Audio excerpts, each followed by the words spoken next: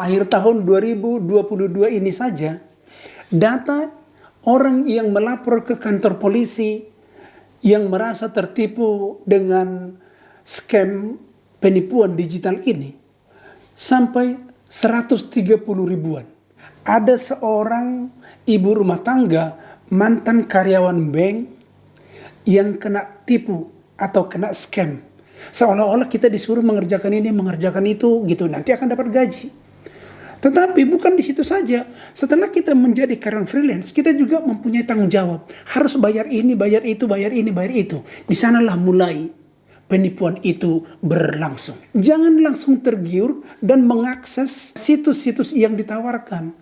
Tapi silahkan tanyakan dulu kepada orang-orang yang ada di sekitarmu, yang memahami dan yang pernah mengalami bagaimana konsep-konsep daripada atau model-model daripada penipu-penipu ini.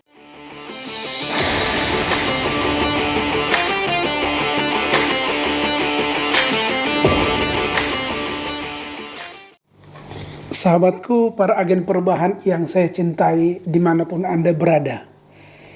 Sekarang ini ada berita yang sangat viral, yaitu ada seorang ibu rumah tangga, mantan karyawan bank yang kena tipu atau kena scam. Dia mengisahkan bagaimana prosesnya dia sampai kena tipu dan ternyata tidak tanggung-tanggung.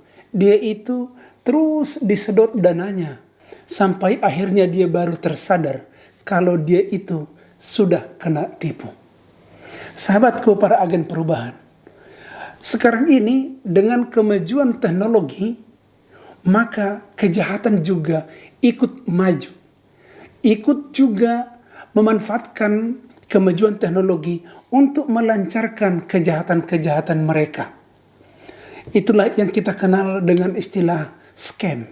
Menurut data terakhir, 5 tahun belakangan ini begitu tingginya kejahatan dan terus meningkat kejahatan scam. Dan sayangnya, negara yang paling banyak tertipu, peringkat pertama di dunia ini adalah negara kita, negara Indonesia. Akhir tahun 2022 ini saja, data orang yang melapor ke kantor polisi yang merasa tertipu dengan scam penipuan digital ini sampai 130 ribuan. Dan sayangnya ini sedikit agak sulit untuk diselesaikan karena data-data komplotan penipu ini pada umumnya adalah fiktif. Sehingga sangat sulit untuk dideteksi. Alamat kantornya pun tidak ada. Jadi oleh karena itu, kita harus paham betul bagaimana sekarang permainan-permainan komplotan penipuan scam ini, supaya kita tidak ikut menjadi korban di dalamnya. Sahabatku, model yang banyak sekarang terjadi, penipuan scam ini adalah dengan cara mereka membuat suatu akun ataupun website, seolah-olah ada perusahaan yang dioperasikan secara online. Dan kalau kita membuka websitenya ini di internet, luar biasa, dan memang kita lihat di sana seolah-olah ini perusahaan top banget begitu.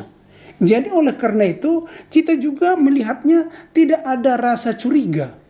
Jadi karena kita tidak merasa curiga, kita pun ya mau ikut untuk nimbrung di dalamnya atau ikut direkrut menjadi karyawan di perusahaan tersebut. Nah, itu langkah mereka yang pertama. Kemudian yang kedua, mereka itu membuat bahwa ada begitu banyak orang yang sudah ikut terlibat ke dalam perusahaannya. Selanjutnya, setelah desain daripada perusahaannya ini sudah dibuat sedemikian rupa untuk meyakinkan konsumen yang akan menjadi korban, mereka itu mencari informasi dan data-data sebanyak mungkin orang. Mereka mencari data-data kita dari semua pihak, apakah dari kantor-kantor yang pernah kita hubungi, di sana ada data-data kita, itu mereka kumpulkan semua. Sehingga setelah mereka kumpulkan itu, kita mulai dimasukinya, Mereka menawarkan peluang-peluang atau mereka itu memberikan info-info kalau ada di sana peluang untuk mendapatkan keuntungan yang besar. Kita yang lemah pemahamannya atau wawasannya, kita akan menerima ada info, ada peluang. Sehingga kita mencoba mengklik atau juga ikut menelusuri, men-searching perusahaannya itu. Sehingga akhirnya kita masuk ke dalam perusahaannya. Dan kita akan mendapatkan data-data informasi yang luar biasa. Dan ada orang-orang di sana apabila kita mencoba bertanya kepada mereka, mereka juga memberitahukan bahwa luar biasa peluang yang ada di dalam perusahaan tersebut dan pantas untuk diikuti. Begitu. Jadi oleh karena itu kepada kita diberikan tawaran-tawaran. Ini adalah peluang pekerjaan. Kerjanya cukup sederhana, simple, bisa dikerjakan dari rumah, di waktu-waktu senggang kita. Tidak ada target dan tidak ada kontrak segala macam begitu. Tapi hasilnya menggairahkan atau gajinya cukup lumayan. Oleh karena itu, kita pun bisa saja menjadi tertarik dan ikut ke dalam. Tetapi setelah masuk ke dalam, mereka memberikan peluang-peluang yang bisa kita kerjakan yang sangat-sangat sederhana atau ringan, tetapi mendapatkan hasil yang lumayan.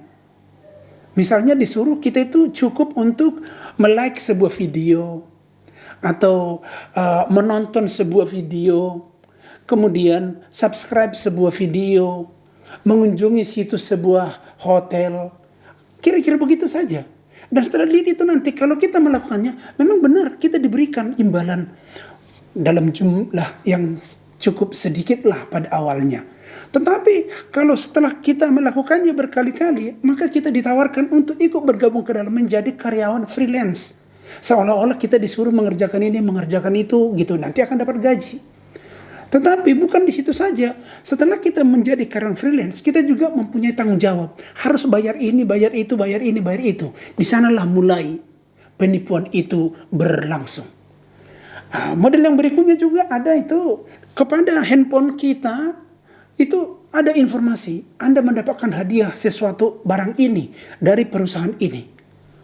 Maka silakan Anda akses situs ini, begitu. Silakan Anda buka situs ini atau website ini.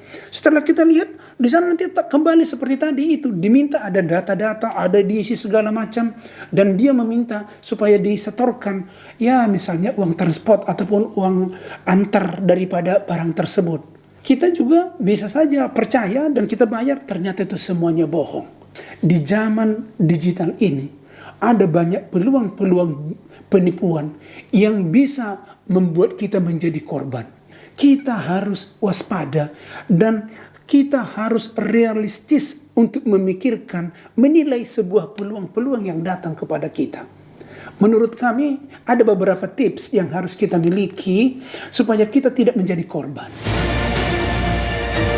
Yang pertama, jangan pernah percaya kepada sebuah perusahaan atau kepada seseorang yang tidak kita kenal sama sekali dan mau mengikuti petunjuk-petunjuk arahannya. Tidak ada alasannya bagi Anda dan saya untuk percaya kepada suatu perusahaan yang belum pernah kita tahu, belum kita kenal sebelumnya. Yang kedua adalah, apabila ada informasi yang masuk ke mediamu atau ke handphonemu, atau dari orang lain datang kepadamu, jangan langsung tergiur dan mengakses situs-situs yang ditawarkan. Tapi silahkan tanyakan dulu kepada orang-orang yang ada di sekitarmu, yang memahami dan yang pernah mengalami bagaimana konsep-konsep daripada atau model-model daripada penipu-penipu ini. Jadi kalau belum tahu kita atau tidak informasi, jangan pernah mencari informasi detail dari tawaran-tawaran mereka itu. Yang ketiga adalah, jangan pernah ada pekerjaan yang kerjanya ringan dan mudah, tapi gajinya menggiurkan. Itu tidak akan pernah ada di dunia ini. Dan yang terakhir, jangan pernah memberikan data-data pribadimu kepada pihak yang tidak kamu kenal, tidak ada kepentingannya untuk kamu berikan itu kepadanya. Termasuk nomor KTP, nomor kartu keluarga, kemudian nomor handphone, nomor ATM, password daripada email, dan juga paspor daripada ATM. Waspadalah selalu. Zaman boleh berubah, tetapi kita tetap harus waspada. sehingga kita tidak akan menjadi korban berikutnya. Saya Sortaman Saragi, salam agen perubahan, tetap semangat.